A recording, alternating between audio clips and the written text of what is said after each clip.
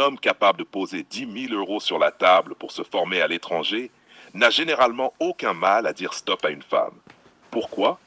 Parce que cet homme a déjà fait ce que beaucoup n'ont jamais fait, choisir le long terme plutôt que le confort immédiat. Un homme qui investit ainsi a compris une chose essentielle. Son avenir vaut plus que son plaisir du moment. Il sait différer la gratification. Il sait supporter l'inconfort.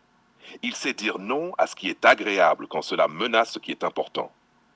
Dire stop à une femme, ce n'est pas un manque de désir, c'est une maîtrise du désir. Regardons la réalité en face. Les hommes qui n'arrivent pas à dire stop ont peur de perdre l'attention féminine, ont besoin de validation, confondent désir et valeur, négocient leur cadre pour être aimés. Ce sont rarement ceux qui investissent massivement en eux-mêmes. L'homme qui met 10 000 € sur la table a déjà fait plusieurs choix douloureux. Il a dit non à des sorties, non à des plaisirs immédiats, non à l'approbation des autres, non à la facilité. Il a déjà appris à couper. Dire stop à une femme devient alors un acte logique, pas émotionnel. Il comprend quelque chose de fondamental. Open quote. Une femme qui perturbe ma trajectoire n'est pas une opportunité, c'est un coup. Close quote.